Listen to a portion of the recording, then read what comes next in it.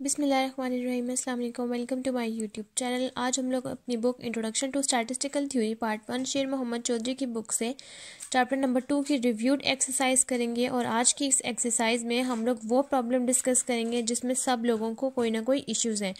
जो भी छोटे छोटे जिसको इश्यूज़ हैं आज हम लोग वो डिस्कस करेंगे। तो चलिए स्टार्ट करते हैं।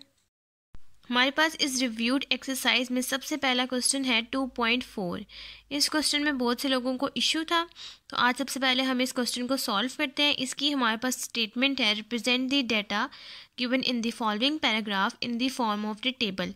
कि आपके पास एक पैराग्राफ में एक डाटा मौजूद है जिसको आप एक टेबल में कन्वर्ट कर दें, so as to bring out clearly all the facts.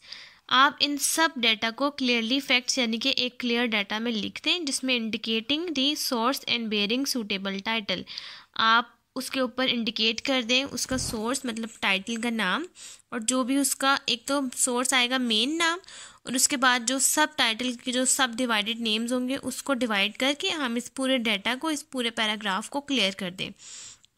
हमारे पास पैराग्राफ है, according to the census of manufacture report 1945 the John Smith manufacturing company employed 400 non union and 1250 union employees in 1941। इस पूरे data के अंदर हमें जो मौजूद हैं ईयर्स, वो हमारे पास 4 ईयर्स मौजूद हैं।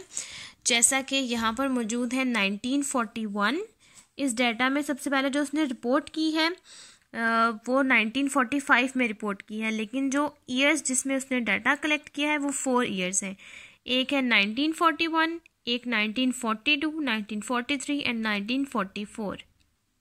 इन 4 ईयर के अंदर उसने अपना डाटा कलेक्ट किया है। फर्स्ट हमारे पास ये है, मैं इसको हाईलाइट कर देती हूँ ताकि पता चल जाए कि ये फर्स्ट ईयर है।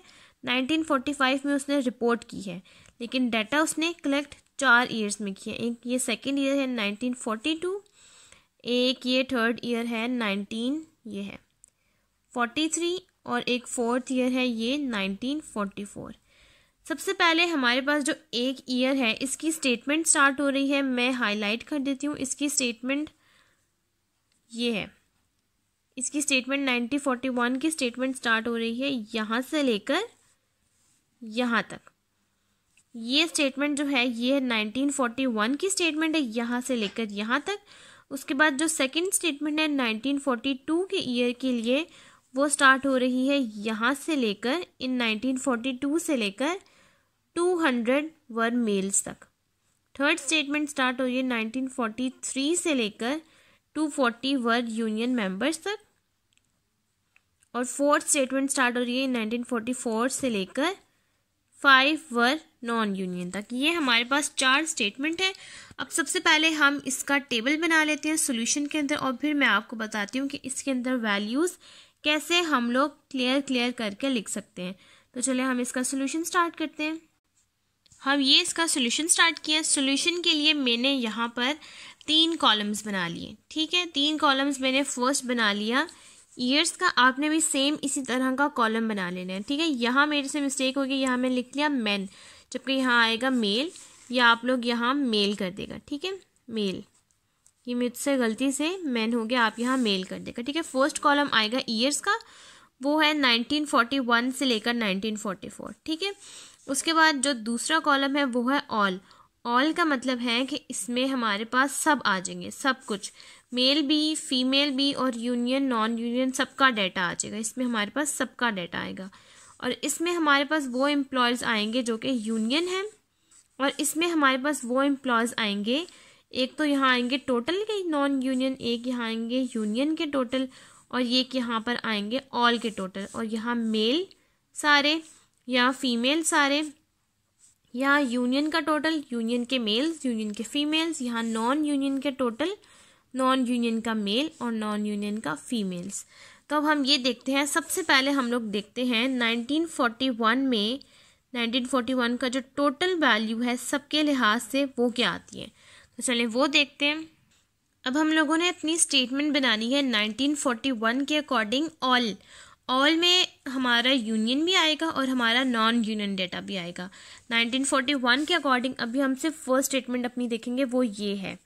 ठीक है, अब हमने सिर्फ इसी स्टेटमेंट को यहाँ से लेकर यहाँ तक देखना है और नहीं देखना। तो अब हमारी ये स्टेटमेंट बन रही है 400 नॉन यूनियन, ठीक है, 400 हमारे नॉन यूनियन आ गए और 1250 हमारे यूनियन आ गए एम्प्लॉयज़ इन 1941। ये हमारी आप समझ लें एक स्टेटमेंट, एक लाइन बन गई है। आगे उन्होंने कहा हुआ है ऑफ दीज कि जिसमें से हमारे पास 200 फीमेल्स हैं, ठीक है, of which 140 were non union. 220 females हैं जिसमें से 140 हमारे पास नॉन यूनियन है।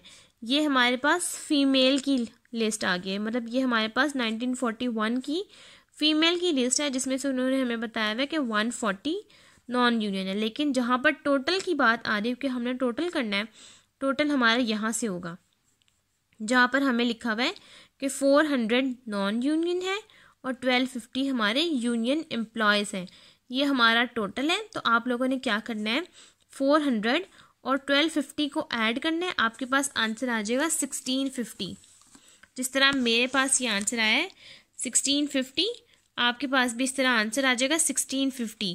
वो आपने यहाँ अपने इस कॉलम में यहाँ पर लिख लेना है। यहाँ आ जाएगा हमारा 1650 की वैल्यू, ठीक है। अब नेक्स्ट आपने क्या करना है कि इस 1941 वाली स्टेटमेंट में हमारे पास ये वन यहाँ से यहाँ तक ये हमारी लाइन कंप्लीट हो गई। अब हमने इस लाइन को नहीं देखना। अब हमारे पास जो नेक्स्ट लाइन है, of these 220 were female of which 140 were non union, हमने ये वाली लाइन देखनी है। अब हमें चाहिए ऑल का डेटा, लेकिन मेल या फीमेल के लिए। हमने ये नहीं देखना कि वो यूनियन हो या नॉन यूनियन हो, हमें बस मेल चाहिए या फीमेल चाहिए, हर किसी के लिहाज से, ठीक है। तो अब हमारे पास यहाँ पर हैं 220 फीमेल्स, मेल की यहाँ बात नहीं हुई, सिर्फ फीमेल्स की बात हुई है। तो हम यहाँ लिख लेंगे कि हमारे पास यहाँ पर 220 फीमेल्स हैं। 1650 हमारे पास टोटल है और 220 हमारे पास फीमेल, ठीक है। अब यहाँ तक हमारे टोटल और फीमेल के हमारे पास आ गई हैं वैल्यूज़। अब हमारे पास इस स्टेटमेंट में मेल की वैल्यू नहीं मेंशन, हमारे पास एक तो नॉन यूनियन और यूनियन के एम्प्लॉयज़ मेंशन है, और फिर उन्होंने ये कहा हुआ है कि ऑल वर 220 वर फीमेल, के 220 फीमेल हैं जिसमें से 140 हमारे पास नॉन यूनियन है। तो अब आपने क्या करना है, अगर आपके पास किसी स्टेटमेंट में ये भी हो सकता है कि मेल मेंशन हो और फीमेल मेंशन ना हो, या फीमेल मेंशन हो मेल मेंशन हो, या दोनों ही मेंशन हो। अगर दोनों मेंशन होंगे तब तो आपके पास इजी है कि आप लोग वैल्यू उनको उसी तरह से दे दें। लेकिन अगर आपके पास जिस तरह ये स्टेटमेंट में फीमेल है मेल नहीं है, तो आपने क्या करना है कि 1650 में से ना 220 आपने जो भी वैल्यू होगी वो सब्ट्रैक्ट कर देनी है, तो आपके पास मेल का आंसर आ जाएगा। जिस तरह मैंने यहाँ पर ये किया कैलकुलेटर में, 1650 ये वैल्यू ये लिखी, 220 वाली ये वैल्यू ये लिखी, ये लिख के इसको आपस में सब्ट्रैक्ट किया तो आंसर आ गया 1430। इसका मतलब है कि हमारे पास टोटल 1650 हमारे पास एम्प्लॉयज़ हैं, जिसमें से 220 हमारे पास फीमेल्स हैं, यूनियन और नॉन यूनियन दोनों, जिसमें से 1430 हमारे पास मेल्स हैं, ठीक है। अब मतलब कि हमारे पास ये 400 से लेकर नॉन यूनियन तक की स्टेटमेंट फुलफिल हो गई ऑल के लिए, ऑल वाले कॉलम के लिए, ठीक है। अब हमने नेक्स्ट करना है 1942 के कॉलम के लिए। 1942 का कॉलम हमारा ये वाला, ऑल के लिहाज से 1942 की वैल्यूज़ हमने टोटल के लिए भी लिखनी है, मैन के लिए भी लिखनी है और फीमेल के लिए भी। तो अब हम क्या करेंगे, सबसे पहले हम लोग लिखेंगे टोटल लिखेंगे, देन हमारे पास अगर मेल या फीमेल जो मेंशन हुए फिर हम लोग उस हिसाब से वैल्यूज़ लिखेंगे। हमारे पास स्टेटमेंट है in 1942 the number of union employees increase to 1475 of which 1300 were male, of the 250 non union employees were 200 were mail.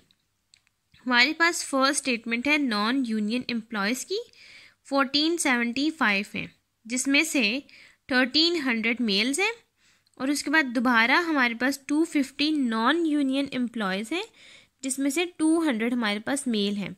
इस वाले क्वेश्चन में हमारे पास 1475 और 250 आपने इन दोनों को ऐड करना है, क्योंकि ये दोनों वैल्यूज़ हमारे पास, ये यूनियन की वैल्यू है और ये नॉन यूनियन की वैल्यू है, और ये 1300 और ये 200, ये मेल की वैल्यूज़ हैं, ठीक है।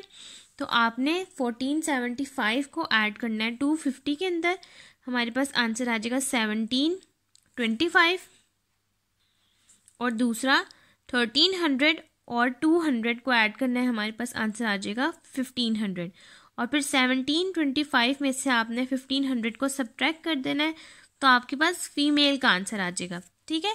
तो चलिए अब हम ये वैल्यू लिखते हैं। मैं आपको कैलकुलेटर में भी करके दिखा देती हूँ कि ये कैसे आएगा हमारे पास टोटल 1942 के लिए, ठीक है। अब सबसे पहले हम कैलकुलेटर में लिखेंगे 1475 की वैल्यू जो कि है यूनियन के एम्प्लॉयज़ की, ठीक है। उसके बाद जो है 250 वो नॉन यूनियन एम्प्लॉयज़ की वैल्यू है। तो हमने कैलकुलेटर में लिखा 1475 और 250, हमारे पास यहाँ आंसर आया 1725, ये हमारे पास आंसर आया। तो इसका मतलब कि हमारा 1942 का ऑल के लिए टोटल के लिए हमारे पास वैल्यू है 1725, ठीक है। और हम यहाँ लिख लेंगे। और दूसरा है 1300 में 200, 1300 मेल्स के अंदर जब हम लोग ये 200 ऐड करेंगे मेल्स का, तो हमारे पास आंसर आ जाएगा 1500। फिर इस 725 में से जब हम लोग 1500 सब्ट्रैक्ट करेंगे, हमारे पास फीमेल का आंसर आ जाएगा 225। तो चलिए अब हम इन सब वैल्यूज़ को लिख लेते हैं। सबसे पहले हमारे पास आएगा टोटल, वो आया है हमारा 1725। नेक्स्ट आया है मेल का, वो है 1500। नेक्स्ट आया है फीमेल का, वो है 225। यहाँ तक हमारे पास 1942 और 1941 के ईयर की सबके लिहाज से, जिसमें यूनियन और नॉन यूनियन पूरी स्टेटमेंट कंप्लीट हो गई। अब हम 1943 के ईयर के लिए स्टेटमेंट अपनी कंप्लीट करते हैं। उसकी हमारे पास स्टेटमेंट है, इन 1943 1700 एम्प्लॉयज़ वर यूनियन मेंबर्स, 1700 हमारे पास एम्प्लॉयज़ यूनियन है और 50 हमारे पास नॉन यूनियन है। ऑफ ऑल दी एम्प्लॉयज़ इन 1943 के जो भी आपके पास सारे एम्प्लॉयज़ 1943 हैं, 1943 के ईयर में हैं, उसमें से 250 हमारे पास फीमेल्स हैं, जिसमें से 240 यूनियन के मेंबर्स हैं, ठीक है। तो आपके पास जो टोटल है वो क्लियरली कट यहाँ लिखा हुआ है कि 1700 एम्प्लॉयज़ यूनियन के हैं और 50 हमारे पास नॉन यूनियन के हैं। 1700 और 50 को आपने ऐड करना है, हमारे पास आंसर आ जाएगा 1750। और नेक्स्ट इन्होंने कहा हुआ है कि एम्प्लॉयज़ 1943 में 250 फीमेल्स हैं, जिसमें से 200 यूनियन के मेंबर्स हैं, और जो 10% इसमें से रहा वो नॉन यूनियन होंगे, ठीक है। तो ये हमारे पास क्लियर वाली बात है। तो हम यहाँ लिख लेंगे 750 टोटल और 250 फीमेल्स का। फिर इस 750 में से 250 हम लोग सब्ट्रैक्ट करेंगे, हमारे पास मेल का आंसर आ जाएगा। तो चलिए आंसर लिखते हैं। हम यहाँ टोटल में लिखेंगे 1750, ठीक है। और फीमेल का हमारा आंसर है 250, हम यहाँ लिखेंगे 250। अब आपने 750 में से 250 को माइनस करना है, हमारे पास आंसर आ जाएगा अगेन मेल का 1500। 15 हमारे पास रिमेनिंग बचा, 750 में से 250 को सब्ट्रैक्ट करेगा, आपके पास 1500 ही आएगा, ठीक है। तो 1500 हमारे पास मेल का आंसर आ गया। ये स्टेटमेंट तीनों ईयर्स के लिए कंप्लीट हो गया। अब नेक्स्ट हम लोग 1944 के ईयर्स के लिए करते हैं। 1944 के ईयर्स के लिए हमारे पास यहाँ स्टेटमेंट है, in 1944 the total number of employees was 200, ठीक है, of which 1% were non-union. Of all the employees in 1944 300 were female, of which only 4 were non-union. हमारे पास यहाँ भी क्लियरली लिखा हुआ है कि हमारे पास जो 1944 में टोटल नंबर ऑफ एम्प्लॉयज़ हैं वो 2000 है। तो हमारे पास यहाँ है ही एम्प्लॉयज़, टोटल सम लिख दिया उनको 2000 है, जिसमें से नेक्स्ट हमारे पास जो फीमेल की रेशियो आएगी वो आएगी 300। तो आपने इस 300 में से 2000 में से 300 को सब्ट्रैक्ट कर देना, आपके पास आंसर आएगा 1700, वो हमारे पास मेल का आंसर होगा। हम यहाँ वो लिख लेते हैं कि 2000 हमारे पास टोटल है, जिसमें से 300 हमारे पास फीमेल है। अब 2000 में से आप 300 को सब्ट्रैक्ट करेंगे, हमारे पास आंसर आएगा 1700, वो आ गया हमारा मेल का रेशियो या मेल की वैल्यू का आंसर, ठीक है। अब नेक्स्ट हमारे पास जो कॉलम है, यहाँ तक हमारा ऑल का कॉलम कंप्लीट हो गया। ठीक है, अब नेक्स्ट जो हमारा कॉलम है वो है यूनियन का। यूनियन में सिर्फ हमने वो लिखने हैं कि जो यूनियन का टोटल होगा, यूनियन के मेल्स होंगे और यूनियन के फीमेल्स होंगे। जो नॉन यूनियन होंगे हम उनको नहीं लिखेंगे, नॉन यूनियन वाले हम लोग नॉन यूनियन के कॉलम में लिखेंगे। ठीक है, तो यहाँ पर हम लोग सिर्फ प्रेफर करेंगे, सिर्फ हमारा जो होगा ताल्लुक यूनियन के बंदों से होगा।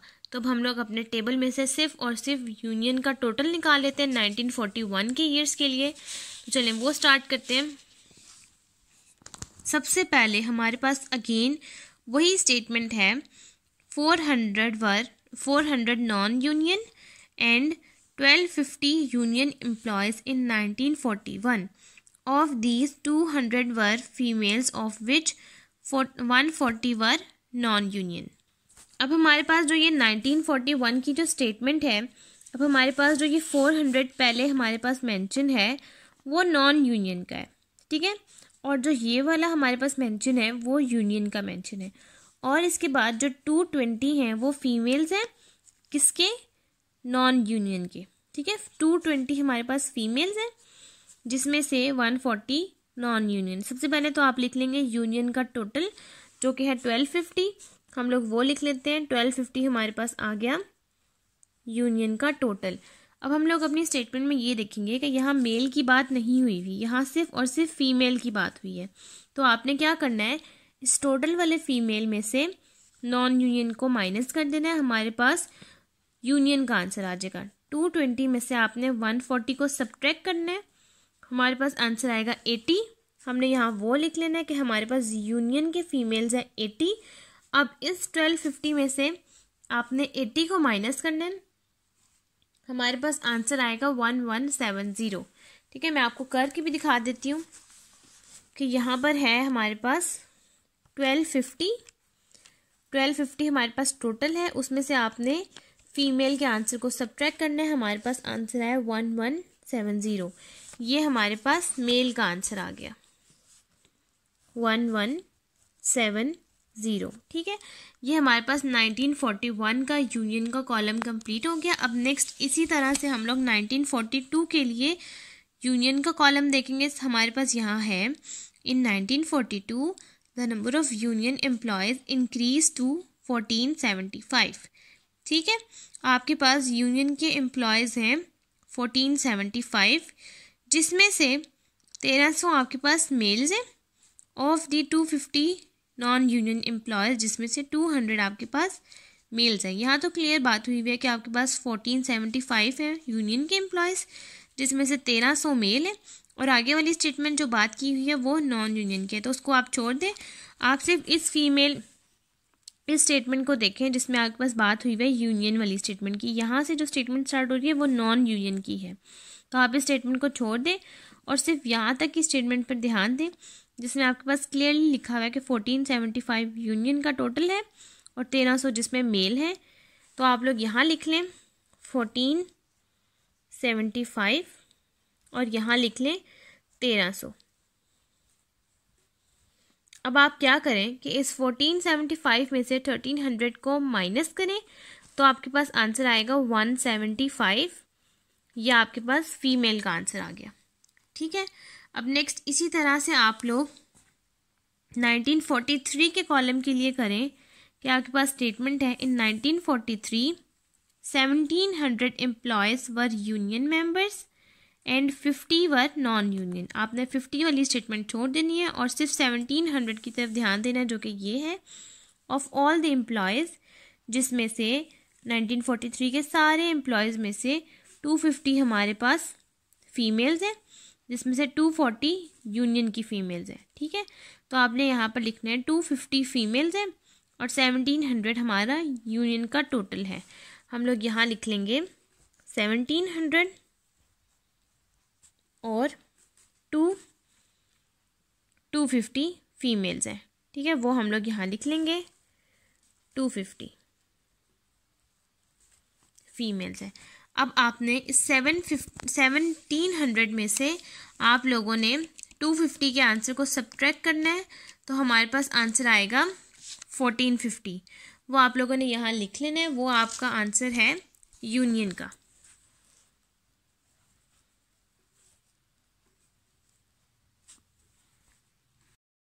नेक्स्ट हमारे पास स्टेटमेंट है 1944 की। 1944 की स्टेटमेंट हम लोग स्टार्ट करने से पहले मैंने पिछली वाली स्टेटमेंट में ये चीज़ एक गलत बता दी है, जो कि है 1943 की स्टेटमेंट, जिसमें से हमारे पास 1700 एम्प्लॉयज़ यूनियन के हैं और 50 हमारे पास नॉन यूनियन के। अब जो मैंने यहाँ पर फीमेल्स की रेशियो बताई है वो मैंने यहाँ 250 की बजाय 240 बतानी थी, लेकिन मैंने 250 बताई है क्योंकि 250 हमारे पास ओवरऑल फीमेल्स हैं, लेकिन हमने यूनियन के फीमेल्स लिख लिए थे वो थे 240।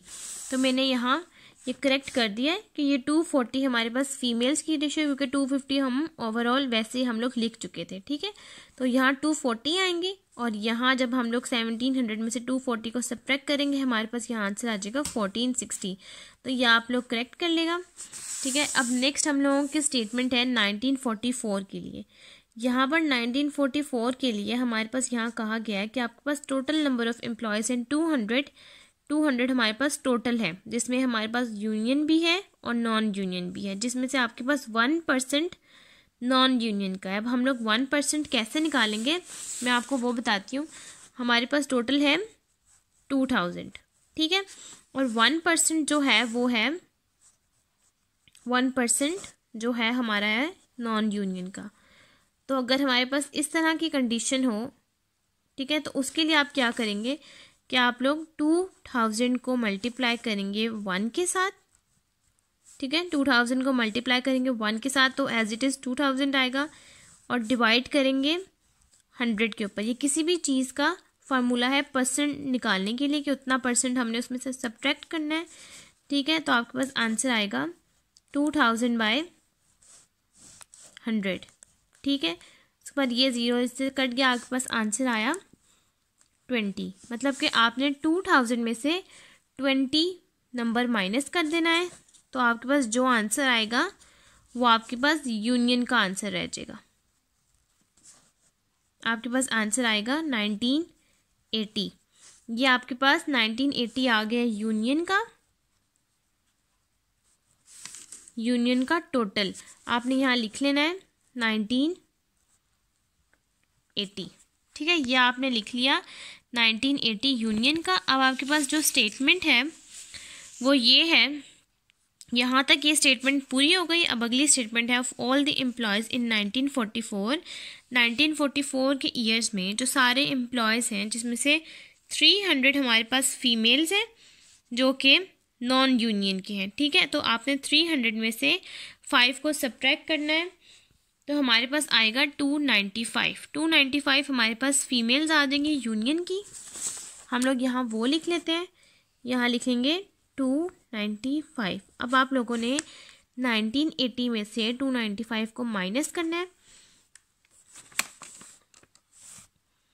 1980 में से 295 को सब्ट्रैक्ट करना है, हमारे पास आंसर आएगा 1685। 1685 हमारा मेल का आंसर है। हम लोग यहाँ वो लिख लेंगे। यहाँ तक हमारा कंप्लीट हो गया कॉलम ऑल का और यूनियन का। अब हम लोग नेक्स्ट अपना कॉलम स्टार्ट करते हैं नॉन यूनियन का 1944 के लिहाज से।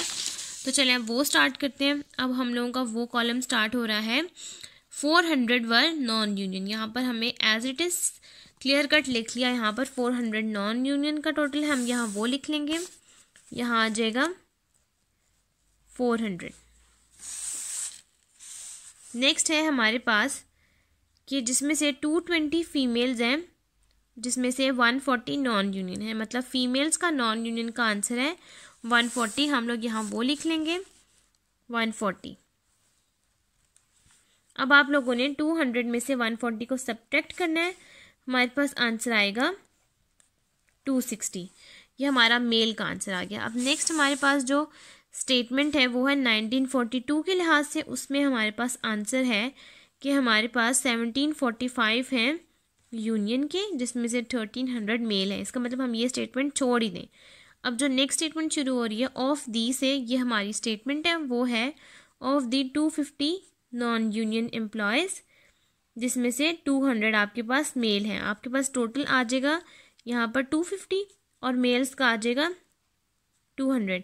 तो 250 में से आप 200 माइनस करेंगे, आपके पास 50 आ जाएगा, वो आ जाएगा आंसर फीमेल का। तो चलिए वो लिखते हैं 250 आ गया टोटल 200 आ गया मेल का और 50 आ गया आपका फीमेल का। ठीक है, ये आपका ये वाला कॉलम भी कंप्लीट हो गया। नेक्स्ट है 1943 के अकॉर्डिंग, वो है आपके पास 1700 यूनियन का है, जिसमें से 50 नॉन यूनियन है। आप लोगों के पास टोटल आ गया यहाँ 50।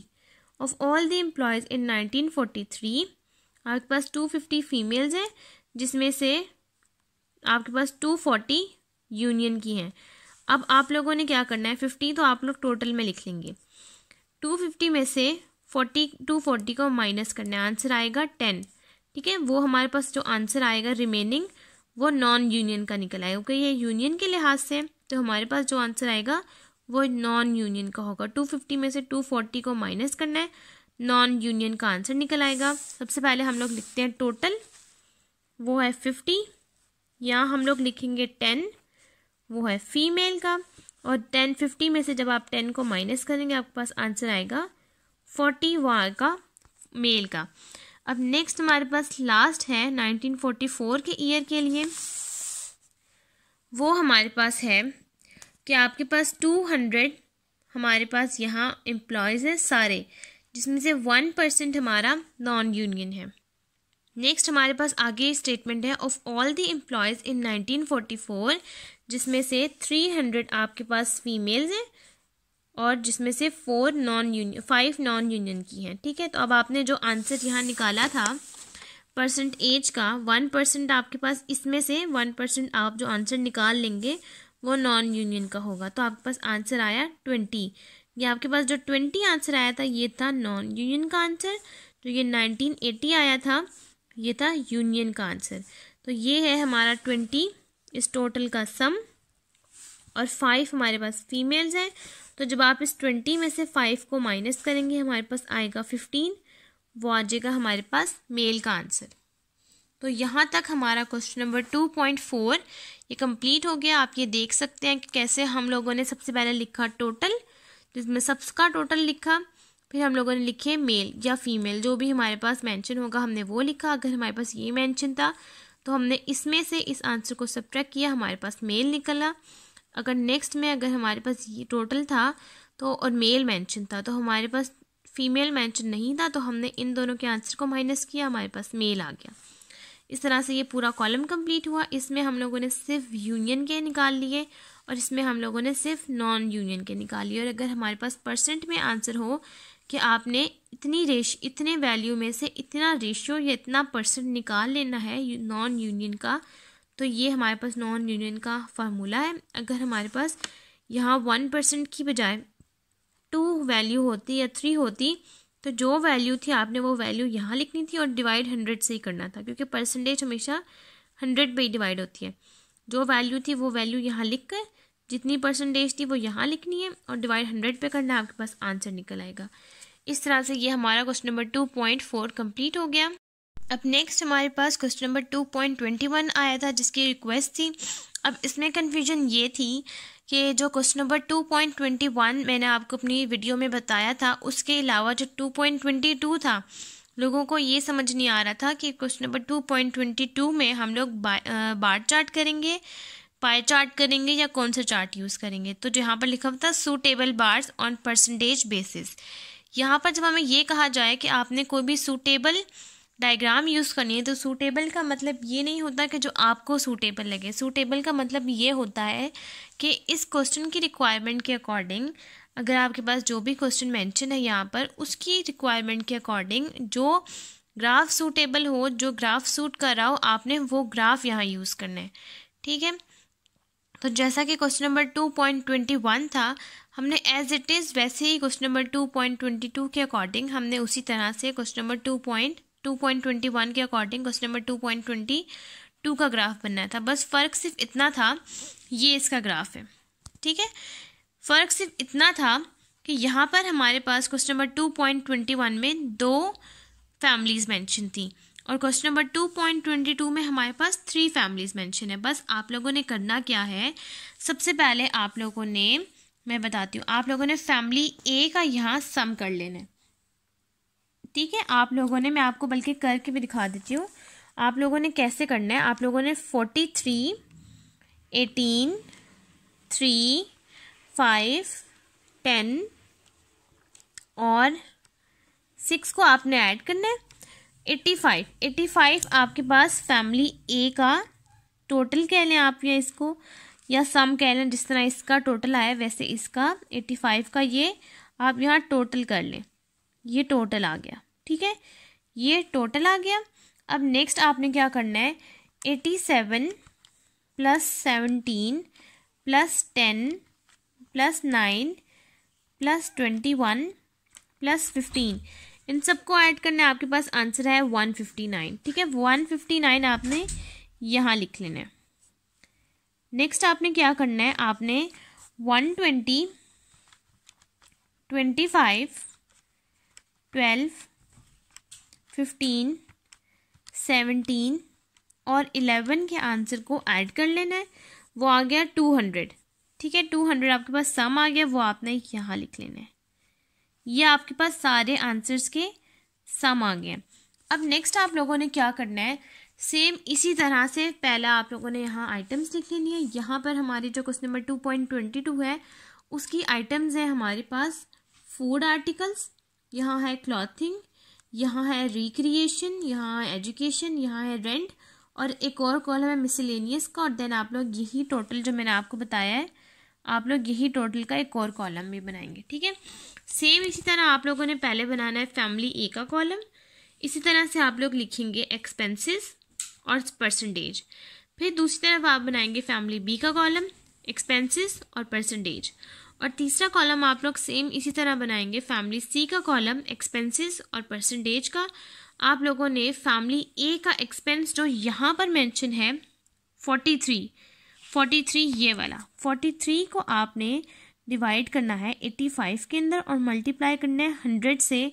तो जो आपके पास आंसर आएगा वो आपने यहाँ परसेंटेज के कॉलम में लिखना है। एक्सपेंसेस की वैल्यूज़ तो वही रहेंगी ही हर फैमिलीज़ के कॉलम के साथ जो वहाँ उस क्वेश्चन में मेंशन है, लेकिन यहाँ सिर्फ परसेंटेज के लिहाज से मैं आपको वैल्यूज़ बता रही हूँ। परसेंटेज की फर्स्ट कॉलम की वैल्यू 43 को डिवाइड करेंगे 85 के साथ, मल्टीप्लाई करेंगे 100 के साथ, आपके पास फूड आर्टिकल की वैल्यू आ जाएगी। नेक्स्ट 18 को डिवाइड करेंगे 85 के साथ, मल्टीप्लाई करेंगे 100, 3 को डिवाइड करेंगे 85 के साथ, मल्टीप्लाई करेंगे 100, 5 को डिवाइड करेंगे 85 के साथ, मल्टीप्लाई करेंगे 100, 10 को और 6 को यहाँ से 87 को डिवाइड करेंगे 159, 17 को, 10 को, 9 को, 21, 15। इस तरह से इन सब वैल्यूज़ को डिवाइड करेंगे 200 के साथ और मल्टीप्लाई कर देंगे 100 के साथ। आपके पास परसेंटेज का सेम इसी तरह से सब कॉलम्स कंप्लीट हो जाएंगे। नेक्स्ट जिस तरह से यहाँ पर बार्स बनी हैं 2, क्योंकि यहाँ 2 फैमिलीज थी इसलिए यहाँ 2 बार्स बनी। आपके पास यहाँ फर्स्ट बार बनेगी पहली 85 रुपीज़ की, नेक्स्ट 159 रुपीज़ की और थर्ड 200 रुपीज़ की। फिर जो जो एरिया जितने जितने पार्ट पे डिवाइड हुआ है आपने वो एरिया डिवाइड करके उसको कलर कर देना। यहाँ पर 2 बार्स बनी हुई हैं क्योंकि यहाँ 2 फैमिलीज़ हैं। क्वेश्चन नंबर 2.22 में 3 फैमिलीज़ हैं, तो यहाँ आपने एक और एक लाइन इस तरह एक्सटेंड करनी है। यहाँ आपकी एक और बार बनेगी सेम इसी तरह से। तो इस तरह से आपका क्वेश्चन नंबर 2.22 कंप्लीट हो जाएगा। नेक्स्ट और लास्ट मेरे पास क्वेश्चन की एक रिक्वेस्ट आई थी, वो था क्वेश्चन नंबर 2.26। उसमें करना क्या था, उसमें कन्फ्यूजन यहाँ पर आ रही थी कि बार में हमारे पास सम डिवाइडेड बार्स में कन्फ्यूजन नहीं थी। कन्फ्यूजन यहाँ पर थी कि आपने पाई डायग्राम कैसे बनाई है, ठीक है। तो पाई डायग्राम कैसे बनाई है हम लोगों के पास, मैं आपको अपना सोल्यूशन दिखाती हूँ। ये था हमारा सोल्यूशन, ठीक है। अब मैं आपको यही वाला क्वेश्चन डिटेल से समझाती हूँ। ये है हम लोगों का सोल्यूशन क्वेश्चन नंबर 2.26 का। इन सब क्वेश्चन को हम लोग दोबारा रिव्यू यानी कि दोबारा से पढ़ रहे हैं और डिस्कस कर रहे हैं ताकि जो कन्फ्यूजन हमें है वो हमारी सॉल्व हो जाए। ये हमारे पास वो वैल्यूज़ हैं जो हमारे पास ऑटोमेटिक मेंशन थी, कॉस्ट की वो वैल्यू है जो हमारे पास मेंशन थी। यहाँ हमने क्या किया कि 12.74 को डिवाइड किया 18.76 पे मल्टीप्लाई किया 100 से। इस तरह से हमारा परसेंटेज का कॉलम कंप्लीट हो गया। और यहाँ पर हमने ये किया कि 12.74 को डिवाइड किया 18.76 से और मल्टीप्लाई किया 360 से, क्योंकि एंगल को हम लोग 360 से मल्टीप्लाई करते हैं और परसेंटेज को 100 से। तो इस तरह से हमारे ये सारे कॉलम्स कंप्लीट हो गए। उसके बाद हम लोगों ने परसेंटेज के लिए प्रॉफिट या लॉस के लिए भी इसी तरह किया। 1.15 को डिवाइड किया 18.76 से और मल्टीप्लाई किया 100 से, हमारे पास आंसर है 6। और ये हमारा 1.15 को डिवाइड किया 18.76 से और मल्टीप्लाई किया 360 से, हमारे पास आंसर है 2.06। सबसे पहले तो आप लोग ये देख लें कि आपके पास जो ये वाला कॉलम है ये आपके पास एडिशनल कॉलम है। हमारे पास जो क्वेश्चन जो सॉल्व हो जाता है वो यहाँ तक हमारे पास पूरा क्वेश्चन सॉल्व हो जाता है। अगर आप ये देखें ये टोटल 100 आ गया, ठीक है, ये 100 आ गया, 360 आ गया, इसका मतलब है कि हमारा क्वेश्चन यहीं तक एंड हो रहा है। ये जो हमारे पास स्टेटमेंट है ये एडिशनल स्टेटमेंट है। एडिशनल स्टेटमेंट का मतलब है कि ये हम लोगों की रिक्वायरमेंट नहीं है, ये हम लोगों को एडिशन के तौर पर दिया गया है। तो जब हम लोगों ने इसका ग्राफ बनाया तो ग्राफ में भी हम लोगों ने पहले स्टार्ट इसी तरह से किया कि जाहिर सी बात है हमारे पास ये जो प्रॉफिट था वो हमारा प्लस के साइन के साथ था, इसलिए हमने उसको प्लस में कंसीडर किया, ठीक है, प्लस में हमने उसको कंसीडर किया क्योंकि हमने स्टार्ट लेना था 0 से 6 तक, 6 है ना, इसलिए हमने इसको स्टार्ट लिया 0 से 6 तक, ठीक है। तो हम लोगों ने स्टार्ट लिया 6, तो ये आ गया, आप समझ लें यहाँ पर है 6। अब 6 के अंदर आपने ऐड करना है, 6 के अंदर 2.985 आपने ऐड करना है, तो वो आपके पास अप्रॉक्सीमेटली बन गया था 8। अब यहाँ पर आप समझ लें 8 है, ठीक है, यहाँ पर 8 है, तो ये या 8 कह लें या 8.5 कह लें, ठीक है। ये हमारा आ गया 8.5 का ग्राफ, तो ये आपने हाईलाइट कर दिया। तो जो हमारा मेन ग्राफ है वो स्टार्ट हमारा प्रॉफिट या लॉस से स्टार्ट नहीं हो रहा, वो हमारा यहाँ से जो कि है रॉयल्टीज़ की, रॉयल्टीज़ से हमारा ग्राफ स्टार्ट हो रहा है। जो हमारे पास ये और ये वाला ग्राफ है ये हमारा एडिशनल ग्राफ है, ये हम लोग काउंट ज़रूर कर रहे हैं लेकिन ये हम लोगों का मेन ग्राफ का हिस्सा नहीं है। ये हमारा बन गया रॉयल्टीज़ में। फिर आपने इसके अंदर 29 को ऐड किया, हमारे पास ये आंसर आ गया जो कि था 38.36 पॉइंट समथिंग, ठीक है, वो हमने कह दिया, ये हमारा आ गया अदर कॉस्ट। अगला जो हमारे पास रिमेनिंग बचा वो हमारा एज इट इज़ वेजेस हो गया, क्योंकि हमने 100 से एक्सीड नहीं करना, क्योंकि 100 हम लोगों का टोटल परसेंटेज का सम होता है, इसलिए हमने कभी भी 100 से एक्सीड नहीं करना। जो रिमेनिंग बचा वो वेजेस आ गया। लॉस में हम लोगों के साथ क्या था कि लॉस में हमारे पास ये जो रिक्वायरमेंट्स थी ये टोटल 100 पे फुलफिल हो रही हैं, क्योंकि जो हमारे पास ये साइन है ये हमारा माइनस के साथ है, क्योंकि माइनस है ना, ये तो मैंने अप्रॉक्सीमेटली 6 किया है लेकिन है ये -6, ठीक है। ये हमारा जो है एडिशनल या प्रॉफिट या जो कॉलम है ये पॉजिटिव के साथ था, इसलिए हमने इसको यहाँ ऐड किया। ये नेगेटिव के साथ है, नेगेटिव का मतलब है कि ये 0 से नीचे चला जाएगा। तो जो हमने स्टार्ट करनी है एक्चुअल वैल्यू वो 3.858 से हमारा एग्जैक्ट ग्राफ, ये देखें ये बेस है और ये यहाँ से स्टार्ट कर रहा है, तो ये हमारा रॉयल्टीज़ है, ये हमारा अदर कॉस्ट है और ये हमारा वेजेस का कॉलम है। तो इस तरह से हमारा सब डिवाइडेड का ग्राफ कंप्लीट हो गया था, ठीक है। नेक्स्ट मेरे पास ये रिक्वेस्ट आई थी कि आपने पाई चार्ट कैसे बनाया। पाई चार्ट के लिए बच्चे आप लोग ऐसे कर सकते हैं कि अगर आप लोगों को बहुत कन्फ्यूजन हो रही है तो आप लोग क्या करें कि आप लोग रॉयल्टीज़ से स्टार्ट कर लें, ठीक है। रॉयल्टीज़ में हमारे पास क्या परसेंट है 10.746, ठीक है। आप लोग अपना ग्राफ रखें, ये आप लोग अपना पाई चार्ट बनाएं, ठीक है, और ये हमारा एंगल है, ठीक है, ये हमारा एंगल हो गया। मैं इसको ज़रा फिक्स कर लूँ फिर आपको दिखाती हूँ। अगर आपको पाई चार्ट के लिए कन्फ्यूजन हो रही है तो आप लोग सिंपल क्या करें कि आप लोग इस सब को छोड़ दें, आप लोग स्टार्ट लें रॉयल्टी से, जिस तरह से रॉयल्टी से स्टार्ट लेना है। रॉयल्टीज़ का हमारा परसेंटेज है 10.746, 10.746 का मतलब है कि 10.8। हम लोग राइट साइड से स्टार्ट करेंगे, यहाँ आप लोग ले लें 10.746 का मतलब है 10.8, यानी कि यहाँ पर 11 से पहले और 10 के बाद वो आ जाएगा ये यहाँ पर, ये मैं फॉर एग्जांपल के तौर पर कर रही हूँ, ठीक है। ये हमारा आ जाएगा 10.786 का ग्राफ यहाँ पर आपका बन जाएगा, ठीक है। नेक्स्ट आपने क्या करना है कि 104.77 के अंदर ही आपने 10.746 को ऐड करना है। आपके पास आंसर आ जाएगा 114 पॉइंट समथिंग। ठीक है, मैं आपको एग्जैक्ट कैलकुलेटर पे करके भी दिखा देती हूँ। 104.77 के अंदर आपने ऐड करना है 10.746। आपके पास आंसर आ जाएगा 115.516। 115.516 आपके पास बनेगा यहाँ पर। यह आपके पास है 110 का और ये आपके पास है 115 का। तो यहाँ तक आपका ग्राफ बनेगा। पहला ग्राफ यहाँ पर बनेगा, दूसरा ग्राफ यहाँ से लेकर उसी पॉइंट से लेकर मैं आपको एक नीट पेज पे आपको इसका पाई चार्ट का ग्राफ बनाकर दिखा देती हूँ ताकि आपको क्लियरली समझ आ जाए। ठीक है, तो चलिए मैं आपको नीट पेज पे इसी का ग्राफ बना के दिखाती हूँ। इस तरह से आपने ये दो ग्राफ बना लिए। ठीक है, उसके बाद आपने यहाँ डी रख दिया। ये वो पॉइंट है जहाँ से हमने ग्राफ स्टार्ट करना है। आपको कन्फ्यूजन थी, इसलिए आप लोगों ने क्या करना है कि आप लोगों ने पहले रॉयल्टीज़ के एंगल से स्टार्ट ले लेना है, वो है 10.746। आपने 10.746 के अकॉर्डिंग यहाँ क्या करना है, ये है 10, ये है 10.5 और ये है 10.746 मतलब 10.8, अप्रॉक्सीमेटली 10.8। ये आपके पास पॉइंट है। आपने यहाँ से लेकर यहाँ तक एक लाइन ड्रॉ कर लेनी है।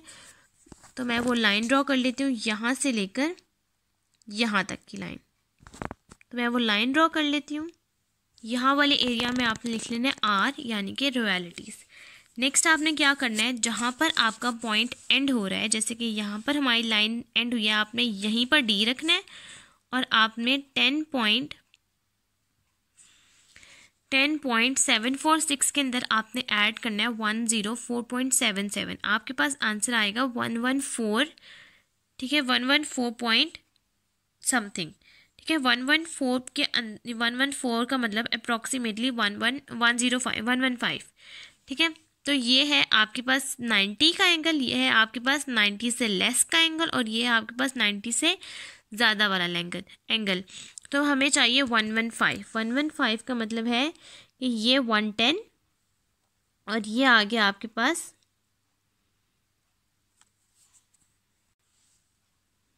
115। ये आ गया अप्रॉक्सीमेटली आपके पास 115। अब आपने क्या करना है, इस पॉइंट से लेकर ऐसे करके इसी पॉइंट से लेकर इस पॉइंट तक आपने एक लाइन ड्रॉ कर लेनी है। तो चले मैं वो लाइन ड्रॉ कर लेती हूँ। अब आपने अपने पेज को थोड़ा रोटेट कर लेना है। जिस एंगल में आपका ग्राफ मूव करेगा आपने उस एंगल में अपना ग्राफ रोटेट कर लेना है। ठीक है, तो अब आपका नेक्स्ट जो है टोटल आ रहा है ग्राफ, वो है 244.47। जो हमारा लास्ट ग्राफ बनना है वो है 244.47। ठीक है, तो अब आपने क्या करना है कि 244.47 हमारे इस पूरे डी के अंदर नहीं है। ये पूरा डी हमारा 180 डिग्री का है। तो जहाँ पर आपका 180 डिग्री यहाँ पर ख़त्म हो रहा है, आपने यहाँ तक डैशेस में लाइन ड्रॉ कर लेनी है। यहाँ तक आपकी लाइन ड्रॉ हो जाएगी डैशेस के साथ। तो चले मैं वो ड्रॉ करती हूँ, फिर आपको बताती हूँ कि 244.47 कैसे ड्रॉ होगा। तो यहाँ तक हमने मेंशन कर दिया कि ये हमारा जो ग्राफ है वो है 180 डिग्री का। अब 180 डिग्री के अंदर ही आपने 244 ऐड करना है। 244 ऐसे ऐड करना है कि आपने इस पॉइंट पर अपना डी रख देना है और उसके बाद आपने सिर्फ काउंट करना है। ये 180 है, ये 190, ये 200, ये 210, 220, 230 एंड देन ये 240 एंड ये 244। इस तरह से ये जो आपका ग्राफ बनेगा ये 244 का ग्राफ बनेगा। 244.47 इसका मतलब 244.47 का हमने 245 का ग्राफ हमने बनाना है। ठीक है, तो ये हमारे पास जो रिमेनिंग बचेगा वो 245 का ग्राफ होगा और जो उसके बाद जो रिमेनिंग पार्ट रह जाएगा वो आपका प्रॉफिट होगा। ये हमारा आ गया रॉयल्टीज़ का कॉलम, ये आ गया अदर कॉस्ट का, ये हमारा पूरा यहाँ से लेकर यहाँ तक हमारा पूरा कॉलम आ गया वेजेस का और ये हमारा आ गया कॉलम थोड़ा सा पॉजिटिव का, प्रॉफिट का। हमारा प्रॉफिट का कॉलम इसलिए बना है क्योंकि ये हमारा जो ग्राफ है इन सब की वैल्यूज़ अप्रॉक्सीमेटली 360 नहीं है, 359 पॉइंट समथिंग है। तो जो 359 पॉइंट समथिंग के बाद जो प्रॉफिट का कॉलम है वो है 22 का, तो जो रिमेनिंग बच जाएगा वो हमारा प्रॉफिट रह जाएगा। ठीक है, नेक्स्ट अब हम लोग इसी तरह से बनाएंगे। सबसे पहले 13.89 का कॉलम, नेक्स्ट 125.278 का, और नेक्स्ट 221.00 का। उसके बाद जो रिमेनिंग रह जाएगा वो नेगेटिव -22 होगा। तो यहाँ पर मैंने सेकंड वाला ग्राफ बना लिया जिसमें फर्स्ट आपके पास जो स्टार्ट हुआ डॉटेड लाइन से हम लोगों ने स्टार्ट किया और आगे तक जो हमारा 13.89 तक का जो ग्राफ है वो बना है रॉयल्टीज़ का। उसके बाद 125.278 का यहाँ पर जो ग्राफ बना है वो है अदर कॉस्ट का, और फिर यहाँ से लेकर 180 हमने यहाँ तक डॉटेड लाइन कर ली, और उसके बाद ये वाला एंगल है 221.00। उसके बाद जो रिमेनिंग बचा वो है नेगेटिव का। तो इन दोनों ग्राफ के अकॉर्डिंग हमारे पास इस वाले ग्राफ में प्रॉफिट वाला एरिया कम है और इस वाले ग्राफ में हमारे पास नेगेटिव वाला एरिया ज़्यादा है। इसका मतलब ये है कि हमें यहाँ पर प्रॉफिट कम हुआ है और लॉस ज़्यादा हुआ है। तो हमने इन दोनों ग्राफ में यही बताना था कि हमारा प्रॉफिट कम है, प्रॉफिट ज़्यादा है या लॉस ज़्यादा है। तो हमने यहाँ पर ये बताया सेम उसी तरह से जिस तरह हमने यहाँ बार्स में बताया। बार्स में अगर आप यहाँ देखें हैं दोनों का रेशियो 6 और यहाँ पर -6, लेकिन अगर आप यहाँ देखें इस ग्राफ में तो यहाँ पर आपको जो प्रॉफिट है वो इन सब चीज़ों के अंदर ही ऐड होके आया, लेकिन आपको यहाँ पर 100 पूरा करना था, इसलिए हम लोगों का यहाँ पर प्रॉफिट यहाँ पर इतना नहीं है। लेकिन यहाँ पर ये पूरा ग्राफ है, पूरा 100 की परसेंटेज का ग्राफ है, लेकिन इसमें हमारा लॉस ज़्यादा है। तो यहाँ पर हमने ये बताया कि हमें प्रॉफिट कम है और यहाँ लॉस ज़्यादा है। उसी तरह इस वाले पाई चार्ट में भी हमारे पास प्रॉफिट कम है और लॉस जो है हमें वो इस ग्राफ में ज़्यादा हुआ है। तो यहाँ तक हमारा क्वेश्चन नंबर 2.26 कंप्लीट हो गया है। तो आज की इस वीडियो में हम लोगों ने उस चैप्टर की रिव्यूड एक्सरसाइज को हम लोगों ने आज पढ़ा है जिसमें किसी की कोई कन्फ्यूजन थी या जिसमें कोई बहुत ज़्यादा रेयर केसेस में इश्यूज थे। तो आज हम लोगों ने वो पढ़ा जिसमें हमने सबसे पहले डिस्कस किया क्वेश्चन नंबर 2.4, क्वेश्चन नंबर 2.21 और 22, और उसके बाद लास्ट डिस्कस किया क्वेश्चन नंबर 2.26, और यहाँ तक हमारा क्वेश्चन नंबर चैप्टर 2 के रिव्यूड हम लोगों के इश्यूज कंप्लीट होते हैं। अगर आपको मेरी वीडियो पसंद आए तो आप मेरी वीडियो को लाइक करें, अपने दोस्तों के साथ शेयर करें और मेरे चैनल को सब्सक्राइब कर दें और साथ में बने बेल आइकन को भी क्लिक कर दें ताकि आपको मेरी नेक्स्ट आने वाली नोटिफिकेशन सबसे पहले मिलती रहे। आज की वीडियो के लिए थैंक यू।